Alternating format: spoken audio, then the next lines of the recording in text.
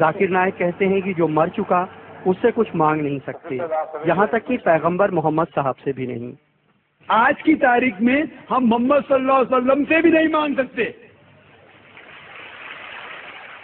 باقی لوگ کو تو چھوڑو، سنت اور باقی بابا لوگ کو چھوڑو، محمد صلی اللہ علیہ وسلم کو بھی ماننا ہمارے لیے حرام ہے۔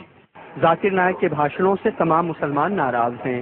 وہ مزاروں کو مٹی میں ملانے کی بات کرتے ہیں، محمد صاحب سے بھی منت مانگنے کے خلاف ہیں کیونکہ وہ مر چکے ہیں۔ وہ امام حسین کے قاتل شاسک یزید کی بڑائی کرتے ہیں۔ سرکار نے لکھنؤ میں ان کے لیکچر دینے پہ روک لگا دی ہے اور ان کے خلاف فتویٰ بھی آ گیا ہے جس میں ان کے بھاشنوں کو حرام قرار دیا گیا ہے۔ لکھنؤ سے کمال خان، NDTV انڈیا کے لیے۔ اتنی بے ادبی سے عرض کیا باری تعالیٰ یہ کتنا بڑا گناہ ہے۔ فرمایا سنو، ان تحبط اعمالکم وانتم لا تشعرون، اتنے درجے کی اتنی مقدار کی بے ادبی کر دی تو یہ اتنا بڑا گناہ، اتنا بڑا جرم اور اتنا بڑا کفر ہوگا کہ تمہارے سارے اعمال آنن فانن ضبط اور بیکار کر کے دوزخ میں پھینک دیے جائیں گے۔ ان تحبط اعمالکم وانتم لا تشعرون، تمہارے سارے اعمال ضبط ہو جائیں گے، ختم ہو جائیں گے اور تمہیں اس کا احساس اور شعور بھی نہیں ہوگا۔ یہ بات کیوں فرمائی؟ یہاں ایک نقطہ توجہ طلب ہے۔ یہ بات کیوں فرمائی؟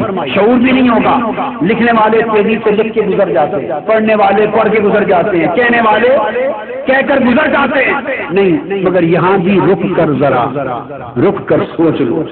کیوں فرمایا تمہیں شعور بھی نہیں ہوگا، پتہ بھی نہیں ہوگا، خبر بھی نہیں ہوگی؟ اس بات کا ریلیونس اور اہمیت کیا ہے؟ پتہ بھی نہیں چلے گا۔ اچھا بھائی، پتہ چلنے اور نہ چلنے سے فرق کیا پڑتا ہے؟ اس کو سمجھ لیں تو بات سمجھ میں آ جائے۔ فرق یہ ہے کہ اگر پتہ اعمال ضبط ہو گئے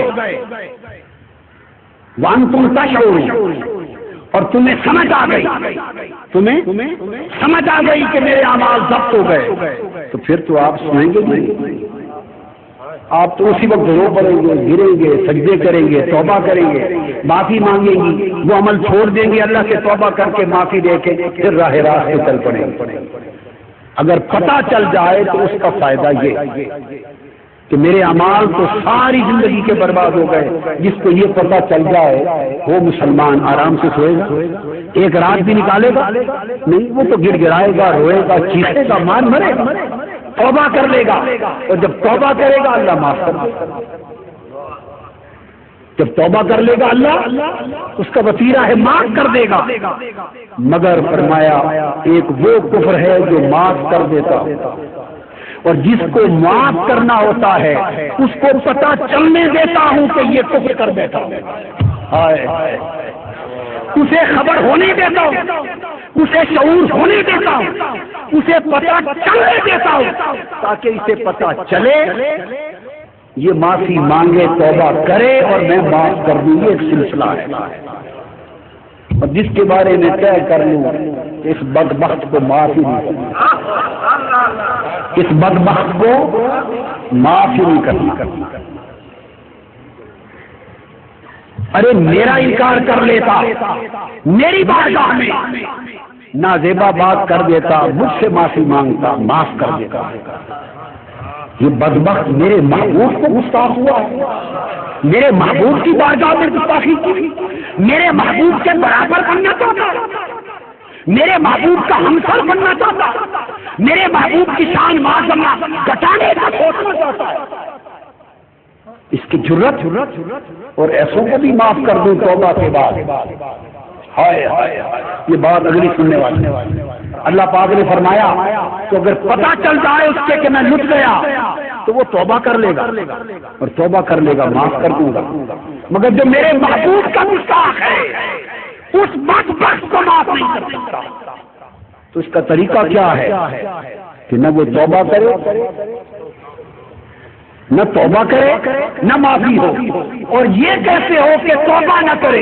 اس کا یہی طریقہ ہے کہ اس بدبخت کو پتہ ہی نہ چلے، ہائے ہائے کہ میں لٹ گیا، کہ میں لٹ گیا۔ اب وہ زندگی بھر سمجھتا رہتا ہے کہ میں نے اتنے مدرسے بنائے،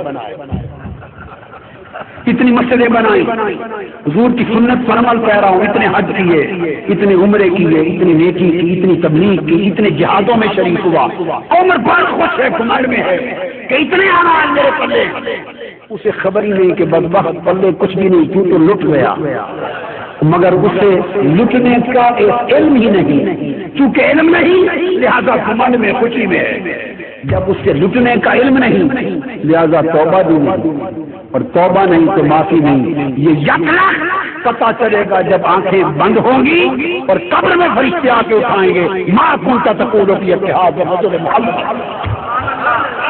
فرشتے اٹھا کے پوچھیں گے